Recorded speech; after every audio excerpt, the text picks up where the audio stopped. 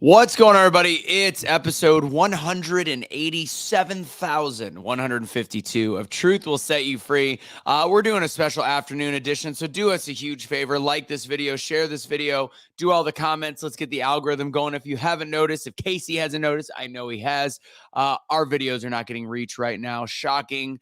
I think that's going to be an ebb and a flow. Like we'll have a couple weeks that are really hot, and then a couple weeks where a 42,000 page group gets, 37 likes, which is ridiculous. So do us a huge favor. Start the algorithm going. We're going to start the show in just a minute here at Truth Will Set You Free. So go ahead and hit that like button. Tell us where you're watching from. I know, random midday edition. We're on all the different channels today. What's going on, Billy Bob Thompson? My man.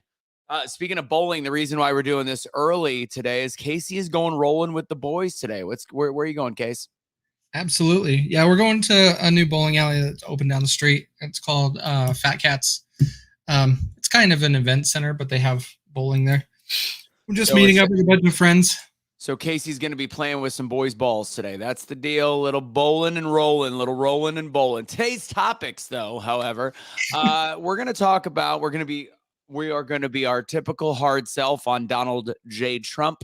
Kaecey and I actually have a disagreement on one of the portions, on one of the answers he has on the Kristen Welker portion. I think we have a disagreement, so we're going to talk about that. Let's see. We're going to talk about Megyn Kelly, the CNN interview with Trump, Russell Brand, the government shutdown.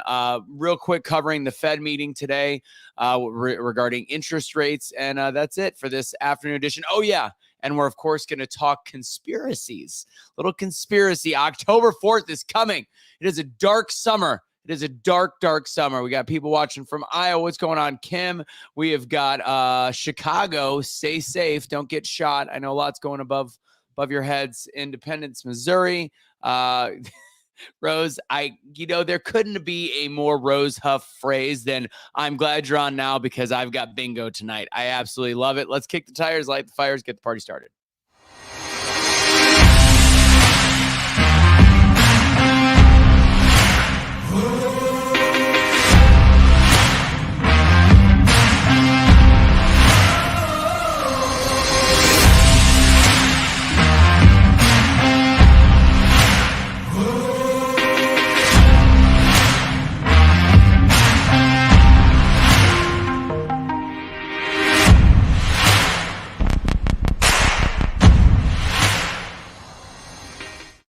That's right, ladies and gentlemen. Episode 152, Truth Will Set You Free. We're talking about Trump's interviews with Megyn Kelly, CNN interview as well with Kristen Welker.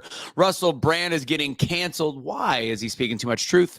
The government shutdown, Fed meeting today, and a lot more. Make sure you are joining today of Truth Will Set You Free. Share this video. Kaecey, if you haven't noticed, I might have randomly, we got a new internet box, and it's supposed to be more reliable. And over the last 2 days, I've noticed it going in and out. So if I freeze, it's all on you.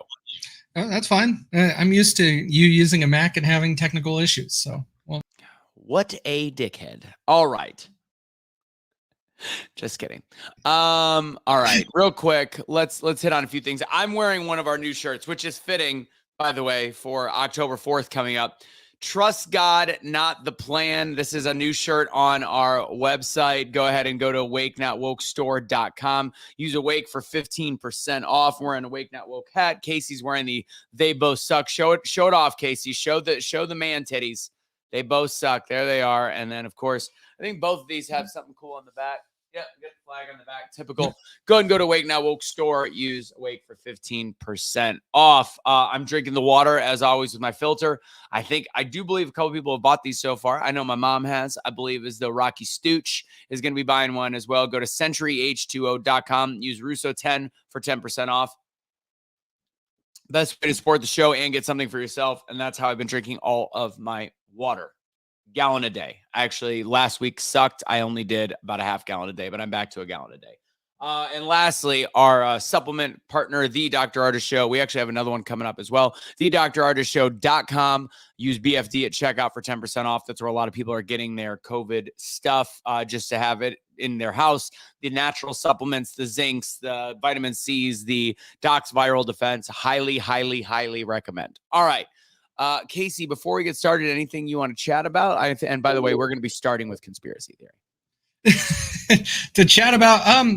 Just to mention, we have an event for exploring for running for governor here in Utah on Saturday for Phil Lyman. So I have a Facebook event. I'll be sharing it out again on my page. Go on, and if you're in Utah, come and join us on Saturday. Do we have any? If you have any Utes in the chat, go ahead and throw that up there. Yeah, do that for me. All right. Let's I'm gonna have this scrolling on the bottom for the episode, just so you guys have it if you want to support the show. Where's the Patreon? Which, by the way, I know a few Patreon said their credit card wouldn't work and Patreon was being a pain in the ass. It's possible. Who knows? I'm a conservative page. We all know how that works. Okay. There it is. Patreon.com/Be the Change USA. All right. Kaecey, enlighten everyone about October 4th. Okay. Well, October 4th is just going to be another day. It's going to be a crazy day for me. I have a lot of personal stuff that day, but we are going to be interrupted in our life with a emergency broadcast alert. This was announced back in August. It's been planned since then. And in seeing 10-4 in the chat, that's hilarious. That made me. Anyways. See how that could be branded. Yeah. Right. Anyways, so this emergency broadcast is going off. There's a ridiculous amount of conspiracy theories coming out of it. And what did we learn on March 4th, coincidentally, with Q and with emergency broadcasts? There was going to be 10 days of darkness. Credit card machines were not going to work, so go pull out cash. All of this stuff that never happened. And the trigger for it was emergency broadcast. And we're saying the same thing again for another event. It was more than just March 4th. I mean, there's been so many friggin' Q dates that I cannot even possibly wrap my head around. And I think we're also learning a lot of the conspiracies from Hawaii are starting to get debunked. I think it was a failure in Hawaii to properly warn people, a lot of different things. But the whole blue thing has been debunked by a million people with blue cars being like, my car was roasted. It was blue. My tent over there that it was. So I think a lot of these whole conspiracies and some of the heaviest conspiracy theorists I know on Instagram, like Samantha Marika, have come out and been like, we went over the top on Hawaii. And I think this is a very similar situation for October 4th.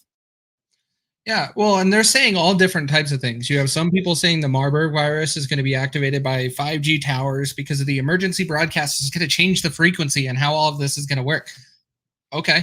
And then some of them are also saying that it's going to activate something in the COVID vaccine that everybody has been getting. And it's like, okay. And you realize if you have like 15 conspiracy theories all triggering off the same one, are you just trying to do as many as you can to maybe one works? You throw darts at a dartboard. And I'm not saying there might not be something that happens on October 4th. I'm saying the probability is if it happens on October 4th, I don't think it has anything to do with the emergency system. I mean, if it does happen that day, I'm going to be like, holy shit, you guys are batting 1 out of 1,000. You got one right. But I'm not going to alter my life. I'm not going to change my life on this one. Now, with that said, Kaecey, something that is very real that you and I talked about is the cyber attack on Las Vegas. Don't eat the burgers. I don't get it. Is that something else? Yes. I shared a video that Jamie Porter has been sending me these weird conspiracies that she comes across. One is the National Cheeseburger Day, which was 9/19 yesterday. Burgers were going to be free, 1 cent or 50 cents or super cheap. And then they showed a Simpsons commercial. And this theory that's going around is you're going to eat the burgers and then you're going to turn into a zombie because some other day something's going to trigger it and you'll turn into a zombie. Oh, that's funny. Yeah. Honestly, because it's a Simpsons, I might actually believe that more than October 4th. I get it. But you watch these videos and you're like, you people need to go touch grass. That's what needs to happen. Get grounded. Just feel the flow. Get grounded. Okay, so Kaecey, for those that don't know, because it really has not been on national TV at all, there was some pretty big cyber attacks that happened in Las Vegas, Nevada, correct? Yes. Not just in Las Vegas, but yeah, Las Vegas was the biggest impact. Yes. And what was that? I mean, tech. What was that? So there was a malware virus that was inserted into Caesars and MGM were the biggest ones that were impacted, and it did affect their organization globally. It didn't just affect Vegas, but Vegas was mostly known. And what people don't know about MGM and Caesars is it's not just MGM and Caesars. MGM owns pretty much 3/4 of the strip. MGM Resorts. That's Excalibur, Luxor, like all of them are part of the MGM family. So yeah, correct. Yeah. And so with these, what happened, they denied it for a couple days. They didn't want to admit it, both of them. What MGM did is MGM didn't pay the money. MGM's like, no, this is ransomware. We don't want to do anything with this. Like, no, if we pay money, we are condoning this behavior. And Caesars, what did Caesar do? Caesars is like, oh, you only want $40 million. Here's your $40 million. And then nothing got done. They were still locked down. They lost $40 million. Yes. I didn't know that. That's embarrassing. I'm not going to lie. That's pretty embarrassing. That happens all the time. And by the way, if you ever run into this situation with malware, with this malware or ransomware, whatever you want to refer to it as, there are free and white hat hackers that will go out there and help you break this and get it out of your system for free. They'll do it. And they help many organizations. But what they do is they target these big companies that look at it from a time standpoint as I can't afford this. We got to just pay the $40 million and it will work. And no, that is not even guaranteeing it comes out of your system. This locked down everything from their reservations, their check-ins, their elevators, their show things that they have outside on the screens. All of that stuff was locked down. How they got this, like everybody thinks hacking is someone just typing on the computer and I hacked the mainframe. No, it was normal hacking, which is calling and bugging people at the desk and somehow getting information little by little, and then finally sending something to somebody that they download. And then that's how it gets into the system. That is modern day hacking. Like that a Trojan horse kind of application. Yeah. And so they just fish for information on the phone and those things. And then they somehow will get contact information and be like, oh, I'm going to send you this document. Please open it. And then that's how it happens. Well, BBT here says he was told they got everything back after paying the $40 million. Can we get clarification on this? No, they did not, because Caesars was still down for a day or two after. They did not return. I mean, Google it just. He's going to double check. While he's doing that, there's also something that happened in Rodeo that I know about. Actually, you know what? I'm looking at the numbers right now. We have a decent amount of people watching compared to the likes. I need everybody that is watching the show right now to hit the like or heart button or laughy face, whatever it is, one of the positive emojis. Please hit it for us. That helps the algorithm. So smash it. And if you're on your phone, you can actually hit it over and over and over and over and over again. So just keep doing it. Tap, tap, tap, tap, tap, tap, tap. Procom is the website for rodeos where people enter across the country, and they had a ransomware attack earlier this year. Lori Coe Kelly, chip in a chair. Kelly didn't know what chip in a chair was, by the way, Kaecey. She had no idea. And then somebody else said, hey, chip in a chair. And she's like, oh, Anthony, you're not absolutely ridiculous. I guess this is a phrase. But anyways, they had ransomware. They were like asking for millions of dollars from Procom, which is just essentially the registration site for rodeos across the country. And it literally, like, the lives of rodeo people depend on Procom. It is a huge deal. And they picked the perfect target time right after they had removed a lot of the emailing system and a lot of the people from in office, because they were able to shrink it down and streamline it. That's when they chose to do it. They ended up having to pay a company to help them out. I don't know how much they paid, but it was about a week and a half process. And like, there were people like Kelly whose lives are just kind of like in limbo, knowing where you had registered, where you're going for a while. And it's a big deal. To me, that is a much bigger risk than whatever might happen on October 4th. I'm just saying. Kaecey, did you check that out? Yeah, I still see it, nothing specifying a very specific timeline. But by what my understanding is it wasn't returned right away. And the other thing that's also interesting that I did not catch until just now, they apparently still got away with 6 terabytes of data from MGM and Caesars. So they still took a lot of information from them, even though it was locked down. So what kind of data can they take? Because again, this isn't just for casinos. This is, say they were to, is this a test to get into our federal, systems? I mean, this could mean a lot of different things. Go ahead, Kaecey. It's always a test. So that's how white hat hackers work. Is white hat is a good side of a hacker. They're hired to hack systems, and so you hire them and you say, hey, come break into my system, tell me where I'm vulnerable, type of thing. These people will just go and test on companies and figure things out and get better and more skillful and tweak their model on how they hack. But taking this data, I don't see, credit card information is always encrypted, so I don't see that coming out of it. But your contact information, it will be out there because that will be saved in open text, your name and your address and your phone number, stuff you put down for reservations and bookings for big events. I don't know what other information they would really have on people, but if this system is tied to employee records, there could be a lot. Okay.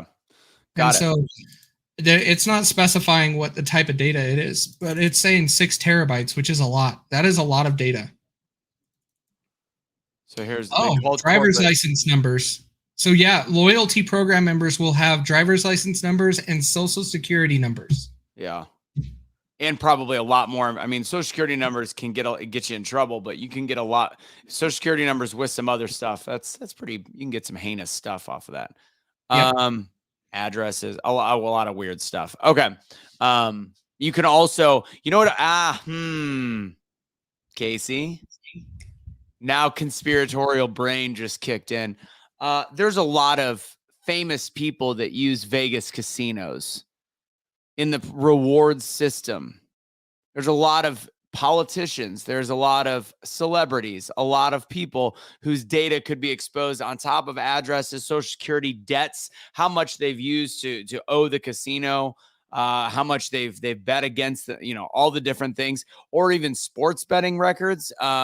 That could also, there's a lot of data in there that I didn't really think about that could be incredibly useful in the wrong hands. That's an invasion of privacy. The main thing is what a lot of people don't understand. Just getting your name, address, and phone number is very valuable to these hackers because they'll resell them as leads to many other people on the internet. And they'll just sell it off. And so that's where a lot of the hacking information is not to steal your identity because they don't want to go through millions of people and try to find someone that has $100,000 in their bank account. What they do is they just take the information and resell that information out, and then someone else does something with it. That's always what happens. That makes sense. All right, Fed, you've been watching it today. Go ahead and just give the lowdown. It's a quick little news blip. Quick, this was just announced before the show started. The Federal Reserve is not going to increase interest rates right now, which is great. We are back. We are at the prime rate from the Federal Reserve is at what it was during 2008. We go any higher, people already can't live on credit cards anymore. They're maxing out their credit card limits. They can't live on it. Credit cards and car loans are starting to fall behind at 10-year highs. So we're going to have to see where this goes. But they are not committing to saying they will not increase the interest rate again.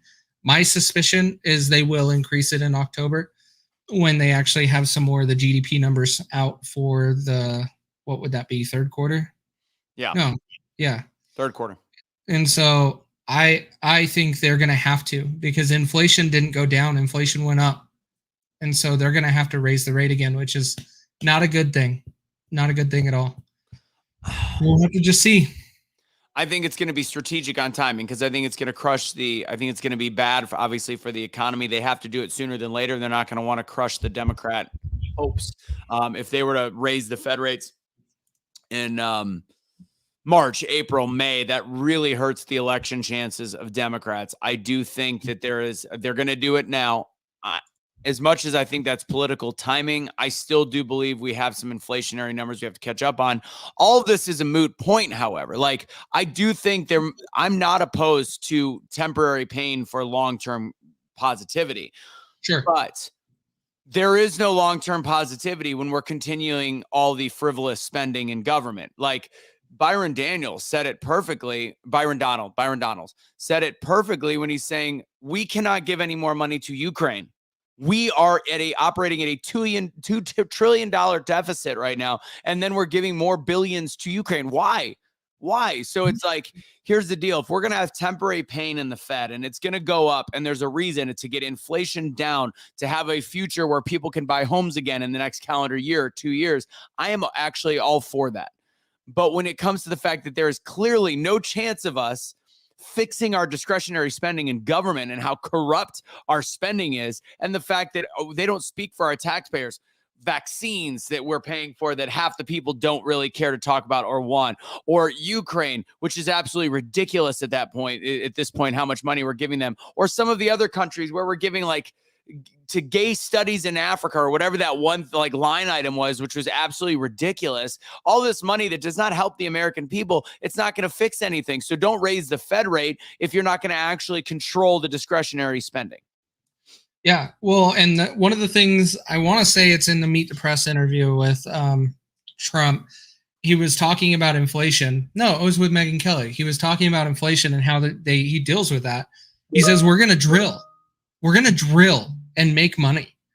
And that is another way you can deal with it, is you bring manufacturing and an economy of producing back to the States. That's what we've been slowly doing here, is shutting it all down and shipping it to other places. Yeah, Biden did do the superconductor stuff with all the chips, but that is not bringing anything right now. They still have to put that plan together and get it all done, but it is approved. That's not helping us in today's world. We need stuff with immediate results. If we could drill and frack, just like what Vivek says, we're going to bring down our oil prices and we're going to start producing for the rest of the world, and we can sell it off. And that is where I think we should be putting our effort, not into the interest rate. No, it's already high enough. I agree. And again, I'm giving the option for the interest rate as being a potentially good thing, but the way that our government operates, it is not. It is not a good thing. Let's see. What was I just pulling up? Okay, so the government shutdown, why the U.S. is racing towards a government shutdown. I think we're seeing a lot of tension between the Republicans and Democrats. We've seen some of the people come out, obviously, issues with inflation. And I know they're talking about that with, the auto workers striking. We're talking about inflation. The way that they explain inflation, the right explains it as something that is completely out of control, which I think it's much closer to the completely out of control. The left is still talking about how inflation is going down, which is lying to the American people. The percentage goes down. The fact is, they're relying on the fact that our education system is so bad for the last several decades that people don't understand what that means. It's year over year, the percent goes down. That still means that inflation is going up. So if you don't understand, I'm going to make this very simple so you can explain it to your friends. If we had at our peak, we were at quote unquote 9% inflation, which I don't think was ever properly accurate. I think it was quite a bit more than that. I think they cherry pick some metrics to make it not as bad as it really is. So say you're at 9% inflation, but Biden is touting the fact that we keep going down month over month to like 6%, 5%, 4% inflation. Look at how great we're doing. That 4% is still a 4% increase year over year. So if you the year before were at a 9% increase, that means that 2 years over 2 years, that the 2 year span, you're actually at a 13% inflation if you're making up that kind of number. So the inflationary numbers are still growing out of control. So don't let your leftist friends that only watch MSNBC and CNN get away with the concept that inflation is going down. Inflation is not going down. The rate of inflation is slowing down. That is it. To best explain that, you can cut this little piece out, show it to your friends, let them understand better how this actually works. Well, and you had to bring up Joe Biden and talking about inflation going down and how he's doing great things. He posted this on September 14th on social media. Well, KJP did, not him. Ensures the wealthy and the large corporations pay their fair share in taxes. Okay. Protect and strengthen Social Security, Medicare, and Medicaid.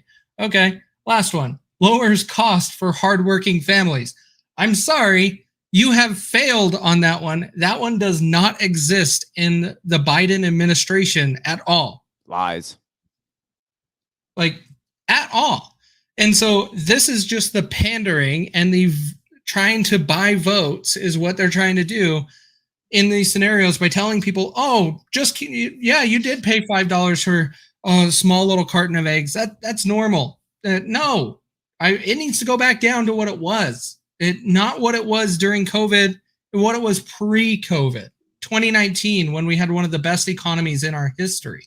I don't think that's ever going to happen, though, Case. I got to be honest. I don't. But I do think pricing needs to stop increasing. I think once the cat's out of the bag, I don't know if we can put it back in. Gas fluctuates because that's a global thing. But our actual productivity and production of stuff. Here's what I want to see. I want to see inflation year over year be 1% or less. That's what I want to see, because then you've stopped the bleeding. I think it's foolhardy to think that we can go back to 2019. We've had the pandemic. We've put a bunch of money into our deficit. Trump made some huge mistakes. Biden's made some continued even bigger mistakes. We're not going to put the cat back in the bag. But fact is, we have to stop putting more cats in the bag, if you know what I mean. I agree with you. But the reason why we use 2019 as an example is we've shown that it's possible. So we have to start moving that direction. And we have to use those dates and refer to it as what was done, because the left will tell you it never happened. Yeah. We have to refer to those things and always go back to it and be like, you liar. We did do it. It was done. Yeah. I want to bring this comment up. Henry Thalacker, who we've seen many times. They move jobs out of the U.S. because they can pay sweatshop. And I'm going to go back to his first comment after this. They move jobs out of the U.S. because they can pay sweatshop rates in third world countries and no one stops them. Hello, Nike. 100%. I agree with you. Go ahead, Kaecey. And then I'm going to go to his other comment. Well, I agree with what he's saying here, but the part that topic that we were talking about is different. Like what we were talking about is bringing oil and manufacturing back here. Like, we got to start doing some stuff here. It just because it's cheaper there, it actually is. The problem is we don't have electronics knowledge here in the States to be able to do that on a large scale. That is the reason why chips are made in China. Trying to manufacture that here in the States, you could do it, but you're going to be paying out the wazoo because we don't have the amount of people with that knowledge to mass produce the chips that are needed. Between China and Taiwan, which is why Taiwan is such a big deal. Taiwan makes more than China at this point, don't they? Oh, they have to. Yeah, that is all that Taiwan is. So now let's talk about this, Henry. So this is something that I will tout Donald Trump on. And this, to me, if you want to know why, if I believe why the Wuhan lab and the China virus was quote unquote released, allegedly, whatever you want to say at this point, even though I'm pretty sure it's been proven at this point. Trump was one of the first presidents that literally was, because yes, CEOs will be greedy, and you call it greedy, I call it capitalistic. If you can get something at a better cost, you do that in order to provide a better cost to consumer, and so that you have a better top line. You have investors, you have shareholders, stockholders, all these people that you want the best bottom line possible. So it's like, oh, greedy CEO, they make millions of dollars. They're also making a lot of people rich with them. So until you deregulate systems in the United States of America so that you can find a way to make sure that they cut through the red tape and allow American businesses to thrive in America, which is what Trump was doing, and then tax the living shit out of exports. Also what Trump was doing, and I will say this, that if you look at what he did to China and crippling their global economy very briefly based on his tariffs that he was sending in that direction, I firmly believe that is why there had to be what I would consider a global war on a global war. How do you want to describe a pandemic? The global pandemic, a war on people, a war on China utilized that pandemic to get back every dime that the U.S. cost them in the tariffs that Trump set forward. And they legitimately bought up third world countries' debts. They own a bunch of countries. They own land all over the world. They took advantage of that pandemic. And you're going to tell me they weren't behind it in one way, shape, or form. And maybe part of our government was backing them. Who knows what Fauci was working for. But at the same token, it's not greedy CEOs. It's the fact that we allow those laws. Trump was against those laws. You have to put Trump. And then here you go. Why would companies bring anything? 100% agree. That's where somebody like a Joe Biden needs to put the same tariffs. He needs to lay the same pressure on China. And this time know that the game could include global warfare. What am I calling it? It's not just global warfare, like pandemic warfare. what is it called when you're releasing a virus? Biowarfare. We have to know that it could include biowarfare. So now you have to be ready for it. That was a blind spot. I don't think anybody thought that could be an option. And then on top of it, it was completely mistreated across the world, plain and simple, because of corporate greed. So I'll agree with you on corporate greed, especially from the pharmaceutical level. I think those are too general of statements to make, and it's usually made blindly by people that don't know how corporations work. A lot of people would prefer to employ people here in the States, but we have issues, as what Evan mentioned, is we have government regulation that creates a whole lot of problems for us and more expenses. So it's not the greed, it's also all of the checks and balances that from a business standpoint you have to go through that you don't have to go through in some of these other countries. So our government is encouraging a lot of that. Now, that's one of the things that I do give Trump a lot of credit for. He removed a lot of regulation. EPA regulations, he shut down a lot of it and made things so much smoother to be done in our country, which is how you end up getting a thriving economy, is you release the people to be able to do things on their own. Now, your last statement, Henry, to quickly address that on safety hazards, no, we're not saying there's no regulation at all. We are saying there is moderate regulation. There needs to be some middle ground that is reasonable but not oppressive. See, and right now we're oppressive. Henry doesn't quite understand the real world, and I'm going to explain why. And I don't mean that necessarily in a mean way, Henry. I think a lot of people are in the same place when it comes to what does deregulations mean? Like for Evan says, from a construction standpoint, third world production beats us because we have standards for safety and compliance that cost an exuberant amount. Now, when we talk about deregulation, we don't mean getting rid of safety standards. But what you don't understand, and one thing that Trump spoke on a lot, because he knows construction and building is his forte, and I know a lot of people in the same industry, there are regulations that are well past safety standards that are literally just to line the pockets of things like the EPA, line the pockets of different construction firms, line the pockets of different offices of government, all of these different red tapes that cause there to be roadblocks along the way, timing issues, money issues. So no, not getting rid of safety standards, but actually looking at the ways of cutting inefficiencies. That's the deregulation we're talking about. So no, safety standards are something we still, obviously, that's what separates us from the third world countries. Now, when it comes to products, semiconductors, or things like automobiles, etc., we just unfortunately have expensive labor, which is just fine. Problem is, when you have other countries that we're not charging a tax off, why wouldn't we import it? That's all. Right. Yeah. And if any of you want to look up regulation and see what it's like in some crazy manner, look up Adam Carolla. Google it, Adam Carolla dishwasher install California regulation. And he has a whole long story about what he had to do to install a dishwasher under code in California, and he had to spend a crap ton of money on unnecessary things just to install a dishwasher. Stupid. We agree. There you go, Henry. That's complete agreement. I actually have a story about my I'm going to go into a little story time. We agree there is some regulations that are needed, but I got a perfect story for you that, again, government officials, I think we're also expecting government officials to be clean and not dirty. So my cousin, who is one of the biggest land developers in all of New Jersey, has a story from the 1980s where he was working on $100 million project that went bankrupt because you can't build on marshland. That's the law. And I'm going to tell you, because it's conservation protected. He didn't play with the mob game. I know I'm Italian. He didn't play the game. And fact is, there was a government official in that position that said, and speaking of signing it in blood, that said, this is the cost to do business, or I will put a halt to your project, even though it's not on marshland. Next thing you know, this government official has the power to sign off it's marshland. So he signed off saying it's marshland, cannot build. So he had to fight. He's fighting the guy. And you know what happens? The guy, and he actually had a chance of getting rid of it, like with policy and with whatever. The guy dies.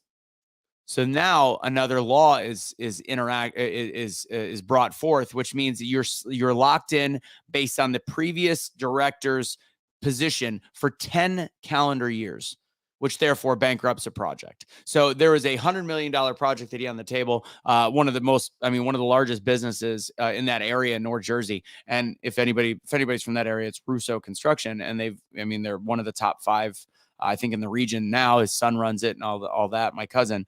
But it shows you that, yes, they are written in blood. And unfortunately, if they die, and I think the protections there for them to be dead is to make sure somebody doesn't get killed, especially in New York. Unfortunately, if somebody dies of natural causes and they were a shady person, it's going to lock everything in place. And that's a huge problem. We're relying on men and women to not be corrupt. And that's part of the regulation process. The regulation is unfortunately up to who is going to grease whose pockets the most. And that's one of the worst parts about our current governmental system. Facts.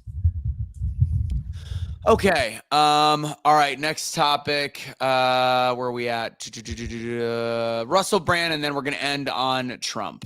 We didn't really talk about the governmental shutdown. Do you think they're going to shut down real quick? What do you think is going to happen?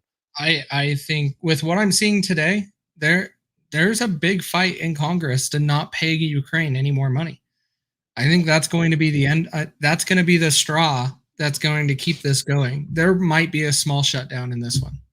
So if we stop paying Ukraine is going to probably start giving dirt against the Bidens. So they're going to do everything. I think that if government agrees that, okay, fine, we will bend at knee and we will stop giving money to Ukraine, and Biden administration does something, or Mayorkas or somebody steps in and says we have to, I think that is going to be the most telltale sign that they are covering something up. If people don't already believe it, that has to be the straw that broke the camel's back. However, we know that leftists are completely ignorant in that sense and refuse to bend it all. But I think that's one of the things you're going to see. Let's see. There are 500 students protesting one gender restrooms. They need to stop sending money, but shut down a lot of people. Like it. Agree. Oh, I agree. But the problem is I'm not for a long shutdown. We can't go through months of shutting down. If we don't have this outlined, it starts affecting American families at that point. But there needs to be, and back in Congress, this needs to be done. And I'm just going to bring up a little bit of this when we talk about Trump. We need to start having more compromise in government. It's not my way or your way. We need to start having more compromise, because right now you don't see any of that. It's always just one way or the other. And that is what's keeping these things as problematic. But we'll see how far they push it. All right, let's talk Russell Brand. So I think the news came out. Russell Brand is being canceled. Russell Brand has been one of I think it's incredibly important to have people like him, like Jim Brewer, Rob Schneider, that are bucking the mainstream narrative that all actors have to feel a certain way, or all comedians. And as I talk about with Bobby Sausalito, comedy is the Trojan horse of truth. And I think that somebody like him is invaluable into the information going into our airwaves. And honestly, he's deemed a far right wing pundit, when in all reality, this is a guy that still considers himself probably more on the Democrat side. I think he'll be a conservative voter in this next election because he sees the corruption on the left, but I think he is a classic liberal. Anyways, to me, it always begs the question, is there's only so much truth until you get in trouble with allegations that will come out of nowhere that could be true, could be completely confounded. I don't know. So currently Russell Brand is having the sexual assault allegations broke, I believe, last Saturday. It was the first time it was in the public news. He was at a show that evening. Let's see. And I guess he did not go to that. Did he not go to that show? But a lot of people are standing with him. Essentially, it's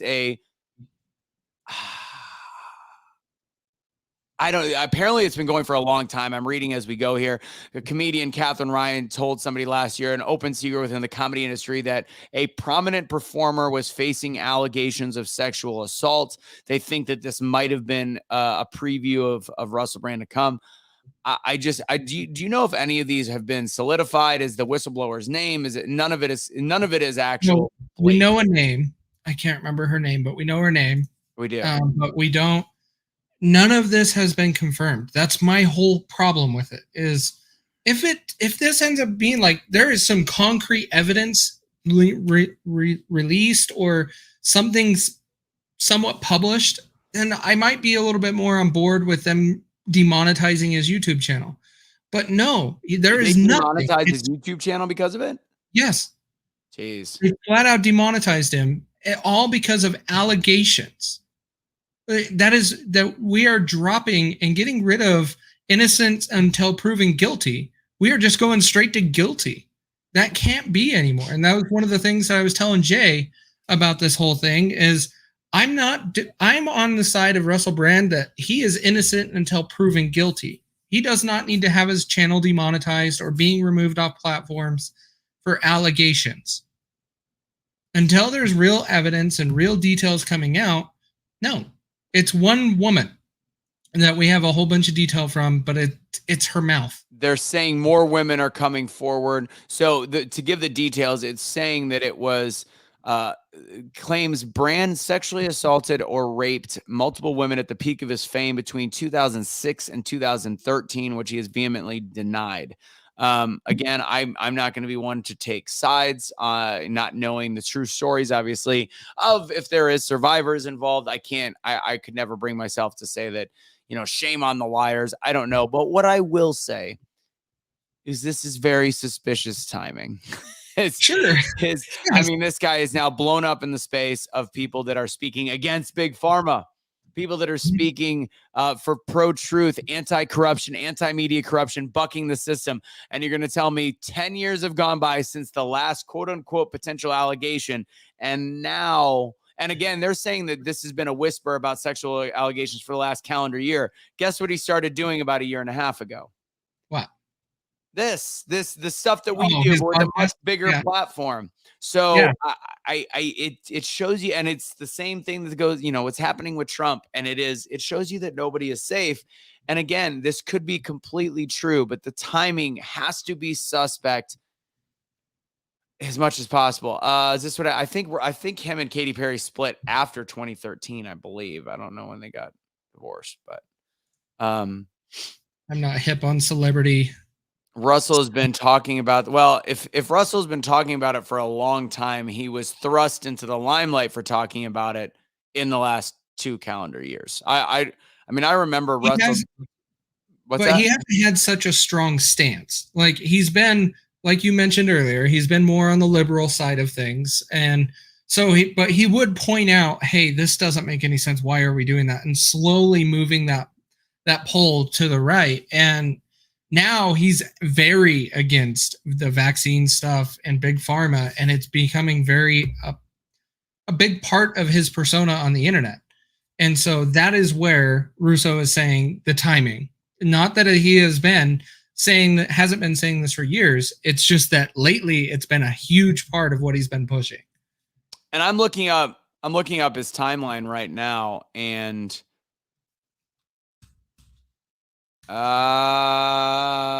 his speaking out against pharma, against COVID-19, it's got to be COVID-19 started. Before that, he was still speaking a lot about environmentalism. So I really don't know where you're talking about this. So I don't see his past. Let me see. No. There's some good stuff that he was talking about before. There is some. Environmentalism is one thing that I've seen. But I want to say it was around the time of the split up with Katy Perry. Some of his personality was coming out of anti-big government, wanting smaller government, get out of my life type of thing. And in 2013, he was still labeled a left-wing figurehead against destroying the planet and making sure that there was no massive economic disparity. So as of 2013, no. And again, the gap between 2013 and 2020 is pretty vast, but his attack has begun when he had vaccine skepticism. I think that's pretty obvious. So, funny. Looking at some interesting comments. Let's see. Yeah, that one. All right. Let's wrap it up with Trump. So our last 15 minutes are going to be dedicated to the Trump. We didn't miss anything, did we? No. Trump, let's talk the one we're going to agree on, I believe. So Megyn Kelly interview. First off, Megyn did what we've all asked somebody to do forever. I would actually part the 20-minute bit that I saw of that interview. I'm going to give her the award for the hardest hitting, most inquisitive Trump interview that I have heard as of yet. I agree with you, but it wasn't hardball questions that I still want to see. But it was the ones that I've asked for forever about the vaccine and warp speed. Right. But she softly served it up to him. Like, she's like, "Do you want a do-over?" All he needed to say is yes, and then it would have been done. So to everybody out there, and again, this is the trepidation I have with being a Trumper in 2024. Again, I have to say this as a disclaimer: if he is the choice out of the Republican primary, and we have no other choice, if it's just him and any Democrat minus RFK, because I still would like to see him and RFK go at it. But if it's anybody else, I'm sorry, but like, he's not answering the question. And he's getting the options, would you take it back? He still talks about, this week, a couple days ago, talked about how his vaccine that he did through warp speed, how Democrats have been applauding him, how he still thinks it saved hundreds of thousands of lives. Holy crap, for the people that are so on Donald Trump, please understand that he just sprayed it all over your face by saying that he is still in the pharmaceutical corner. He said clearly he would not mandate it, but he's not. He is blatantly saying he thinks he did a good job. He's also talking about ventilators still, clearly showing he has not done any research on ventilators killing people. He thinks he saved a bunch of lives, and he's delusional to the point where he won't admit his mistakes. This is one of the things I liked with Vivek. I like the fact that he said, my stance has changed. I was wrong. Trump will not change his stance, even though his whole base is saying the same thing. That, God bless it, guys, he is still pro-vaccine. He still thinks it was a good thing. He still thinks that Fauci was okay. He didn't like him, but he was okay. He is vehemently opposed to everything that our current truth movement, that also happens to be the ultra MAGA group, is for. Right. Well, and this is the part that I pissed off a lot of people that week, comparing Trump and Vivek, and everybody's like, Vivek's a big pharma plant. Like, no. Like, look at Trump. This interview with Megyn Kelly proved it, that he is still using that as a tool, thinking that it's going to probably buy. And this is my theory on it. He thinks that this is going to get him some wins with the left. That is what that's why he's trying to spin it the way he is. When no, most people are upset because they want you to address, do you want a do-over on Operation Warp Speed? Would you take it back? That's what I was telling Emily when she was listening to this. I was like, all he needed to say is, I'm proud of what we did. We did some great things. Would I go back and change some things? Yes. That's all he would have needed to say, and he would have won over a lot more Republicans that have gave up on him because of that question. There was a couple points in some of these interviews, and we're going to have a disagreement on the abortion conversation. The way that he handled that question, I don't think it was great, but I think his answer was important. He did good in some of these interviews, and I was like, yes, like, am I turning the corner back to Donald Trump? But then he set me right back to zero with the way that he answered the question on the vaccine and Fauci. And then on top of it, the way he piles on DeSanctimonious, or as he calls them, talking about Florida was shut down. Florida was shut down. It wasn't. It was shut down for 3 or 4 weeks, maybe a week or two longer than Idaho or South Dakota, whatever he was referencing, South Carolina. It was shut down in that for a month. And he even says, hindsight, talking about the fact that, we didn't know anything. But he says, we didn't know. I put forth this information. It was still the state's rights. And then he's slamming DeSantis for being shut down. And he's saying it was well longer than a month. That's actually a lie. DeSantis handled the pandemic incredibly well and made it a tourist capital for the country for people to get out of there. Hell, AOC took a vacation with her very pale-skinned boyfriend out to wherever, out to Florida. Like, this was a beacon of freedom. No, it was not the week after. I mean, Texas and Florida were very, very similar. Now, I want to go to this. COVID death rates were higher in red states. That's a fact. It is a fact by an incredibly infinitesimal percentage. And on top of it, what you're forgetting about red states is the voters are typically older. Red voters, conservative voters are typically older than blue voters. So when you look at that rate, the death rate's higher in the red states at that fraction of a percentage. You're also realizing that you've got an older crowd, which is where it was a lot more dangerous. Also, unfortunately, ventilators killed people. And a lot of the red states worked best with Donald Trump to get more ventilators, and more ventilators killed people in the beginning. Plain and simple. If you look at the average age of death and you look at the percentages of hospitalizations, I can assure you that there is really no difference between red and blue. Florida had the highest death rate in the country. It also has the highest retirement rate. So those go together. It's very simple logic. It takes more than just, you have to be able to look at a fact, discern it with logic, and understand. So that's how you interpret that, as I did. So it's, can you show me that, Henry? Because I can counterbalance pretty much any data you've had, because the same thing has been brought up month after month, year after year, and I've always had the information to back it up. So good luck on the small percentages, or on the big percentages. Donald, and this is another weird thing. Trump Jr. is anti-V. I don't understanding. And yes, maybe he's playing politics. Maybe he's trying to get some middle ground views. I don't know. I don't get it. I think he's losing more than he's gaining. I agree.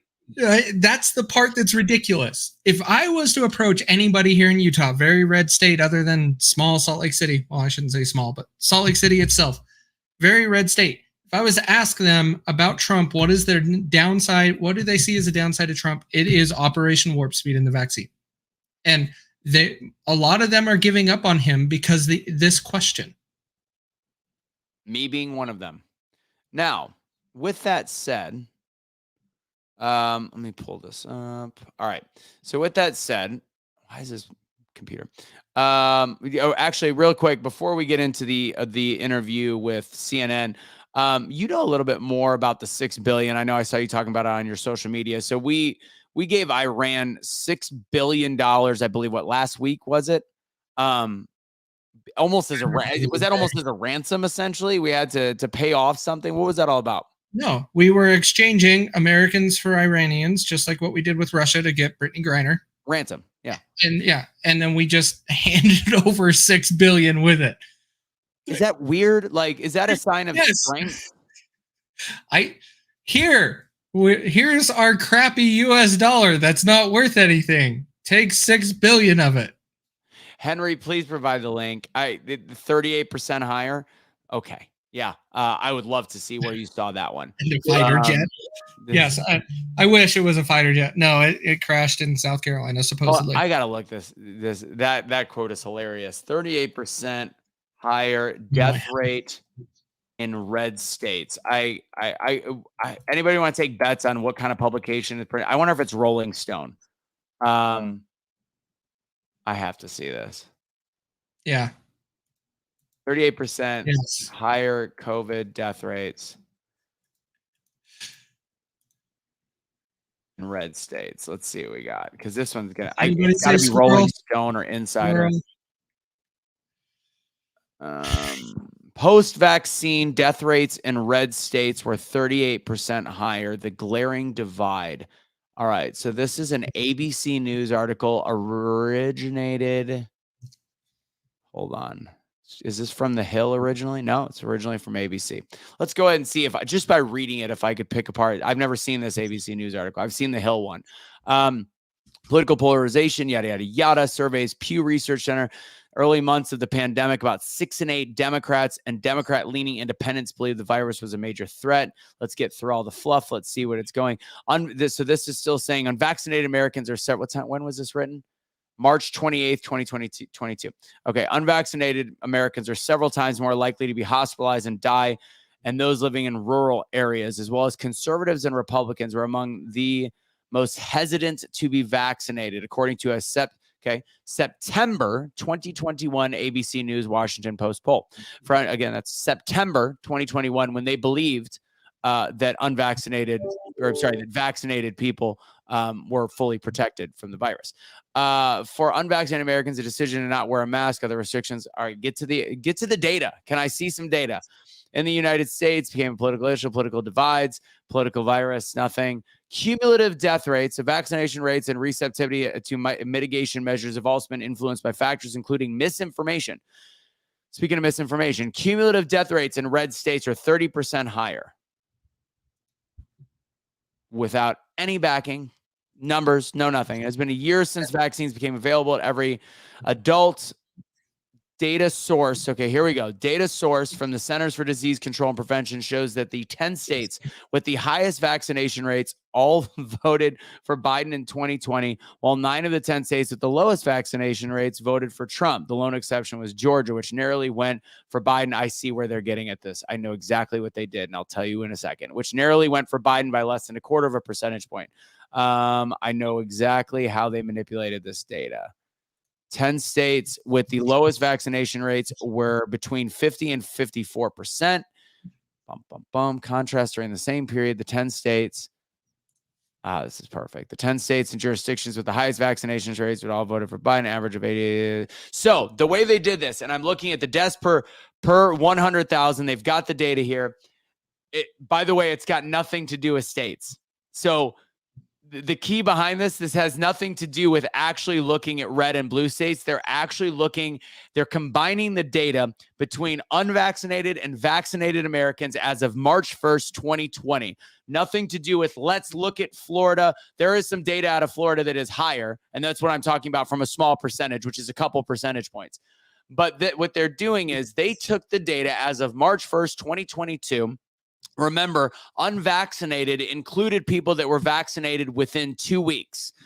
So that's including vaccinated. You're not vaccinated until you are fully vaccinated with the 2-week plus period after the second vaccination. So there's a lot of people that got COVID after their first shot. In between that actually did still get sick or die from the virus, again, due to mistreatment. So as of March 1st, they're basing it off of Trump and Biden voters in relation to the overall percentages of COVID deaths to vaccinated, unvaccinated, and then using the state's percentage. So at the time, there was, in terms of deaths, and this is the manipulation of numbers, the deaths, so they include all of 2020 when there was no vaccine, and that was when everybody was dying. Those are considered unvaccinated because they were unvaccinated. There was not a vaccine yet.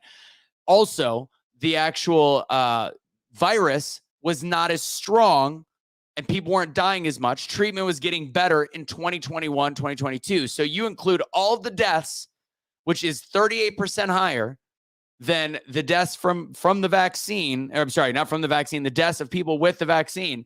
And that's how you get a statistic of 38%. And then you combine that with the difference between a red and a blue state and their vaccine hesitancy. That's how you get the manipulation of number. You're welcome. If you're considering that spinning it, I'm literally reading word for word the article that it has.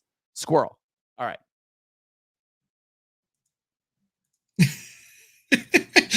You know what he's going to respond with. Oh, I don't believe you. You missed this.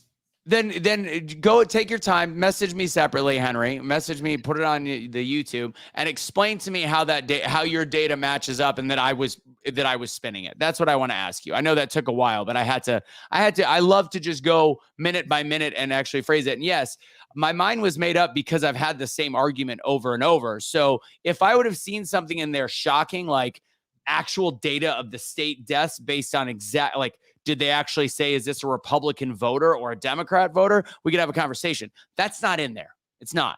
So I'm reading the data, you dipshit. This is why I call you Henry the dipshit. All right. Let's finish up with Trump on the abortion argument, and then we're going to wrap up the show. Did you put a squirrel up a bunch of times? Yes. Yeah, I was reading the article. I was going. See, I was focused. I was trying to do dipshit due diligence. That's what I was doing. I was literally looking at it, and yes, they've got the scatter plot of whether it's a blue or a red state. I'm going to go ahead and put this article in the actual comments for people to see. They have it with the actual states. That's the state voting. It's got nothing to do with who actually died. They didn't check if they were Republican or Democrat voters, for God's sake. They didn't. And they're also basing it, like I said, on the unvaccinated numbers being higher because for a year there was no vaccine. So every death was unvaccinated and the 2-week thing. I don't know how to better explain logic to you. God, I hate dipshits. All right. People that are just not of the same intellectual abilities. All right. So Trump had the interview with what's her name? What's her face? Kristen Welker. Kristen Welker. Much weaker interview. Megyn Kelly was much stronger. Welker was getting run over by Trump, like we expected. The left-wing media will look at it as, well, the thing is, she didn't counter. They said she did a bad job because she didn't counter his lies. No, she just allowed herself to get. Oh my God. Okay. I'm done with this. Anger is a classic response. I've literally gone through. Can everybody in the comment agree that I literally went through the whole argument piece by piece, taking way too much time to explain why it's incorrect? Can somebody else agree with me on that? For God's sakes. I can't help that you're stupid, Henry. All right. So in terms of Trump, his argument on abortion is actually very similar to that of Robert Kennedy Jr., which his federal plan is. His federal concept is to make it a agreeable number to both sides. He spun out of it a little bit. He took too long to answer the question, but I actually agree a little bit about what he said. I've said this. I think that if we go too hard pro-life, we will, even if you want to say there's cheating or not cheating or whatever, I think in a free and fair election, if we go too hard on a federal level on pro-life, I think we will lose. I don't disagree with you on that, but my thing is this is not a federal issue. Like, it's not a federal decision. Trump contradicted himself in that interview by saying, I did a great thing. I got rid of Roe v. Wade. He's taking credit for it when I really have seen zero proof that he got rid of Roe v. Wade. Well, you can trace it to the Supreme Court. I mean, you could trace it to his Supreme Court picks and that being how he did it. I mean, I can get that accomplishment. Yeah. Okay. So you're going to talk about how you appointed. Then you're going to give the left an opportunity to counter that and be like, oh, okay, then we need to pack the courts. We got to have this conversation again.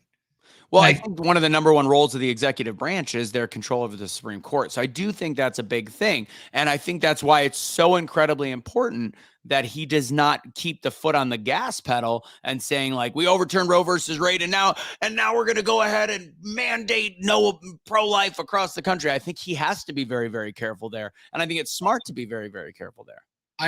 I understand that. My point is, when it comes down to him, he's saying we got it over Roe v. Wade. We turned it back to the states. And then he's talking about, oh, no, I'll bring everybody together and then we'll make a federal decision. No, it's a state's decision. It is not a federal decision. The power is within the states. That is what overturning Roe v. Wade did. That is exactly what the Supreme Court said, that it needs to go back to the states. It's not a federal decision. That is where it needs to sit. That is where Trump needs to just take it and be like, no, we turned it over to the states. It is their decision.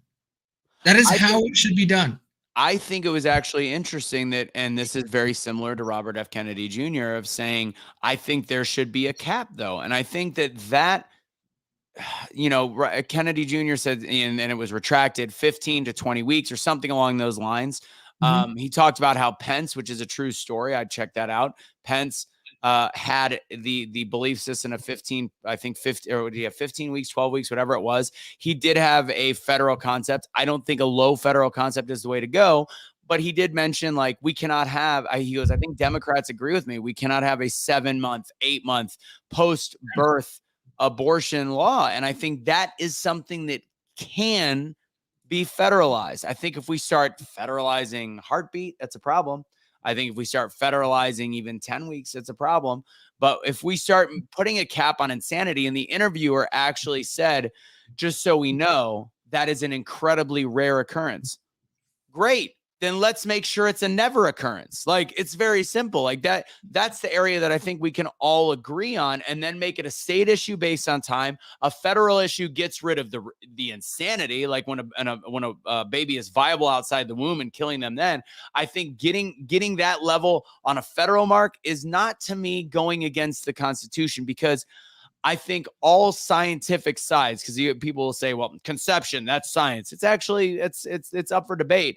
But I don't know of a single scientific piece that has said that if a baby is viable, that it's not killing or taking a life. That's not religious. That's not anti-science. That is a fact. So end that right there. End that. Make that federal, and the rest becomes the states. And I think Trump answered that, although maybe not gracefully. I think he answered it correctly. No, I understand that. And I like that he wants to bring the sides together to come up to a logical decision. I've been saying that for a long time. I think there should be a logical decision. But now that the Supreme Court has released that, the statement, it should reside with the states. If anything is done at the federal level, it will go to the Supreme Court, and it will go through the same process as Roe v. Wade, and it will refer back to that decision. It resides with the states. It is a waste of time for us to keep having this conversation and divide this country at a federal level for voting, and it only comes up every 4 years for elections. And we use that, just like what was used for gay marriage, just like what was used for cannabis. All of those were utilized only during elections to divide people and manipulate them during elections. That has to stop. Now, to come back, that is where I was saying that earlier, that Trump was trying to is saying he'd bring people together to compromise. I loved that statement.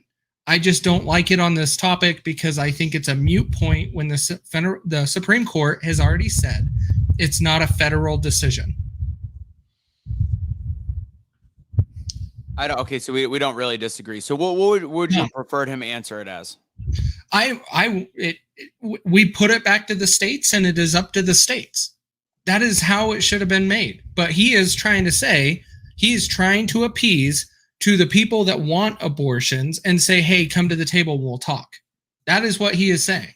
And I'm okay with that in a lot of scenarios for a lot of topics, but this already has a decision made. We don't need to be making a decision from the federal level anymore. It's already done. I agree. I'll agree with that. I like the idea of making both the evangelicals happy, and also, and again, I'm probably more pro-choice in terms of policy than you, I believe, but I think that, and I agree with you, it shouldn't be federalized, but I think putting some kind of cap that is not. I don't agree with that, but I don't think a federal should be doing it. I think a state should do that. But the thing is, our states have just completely ignored the human life. I think that the states like Virginia that had it after birth, like the states like Colorado that has it at 9 months. I think that yes, it should be a state's issue, but God, at one point, where does and again, I don't like saying this, when does the federal government step in? Because then the federal government can step in for evil and not just good. So I don't really know, but I will say, I think the predominance of the country, Republican and Democrat, can all get down with 7 months.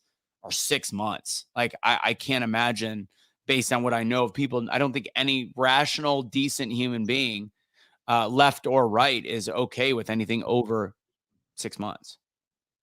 Yeah, I agree with that. I 100% agree with that. I just don't agree with where the decision is being made.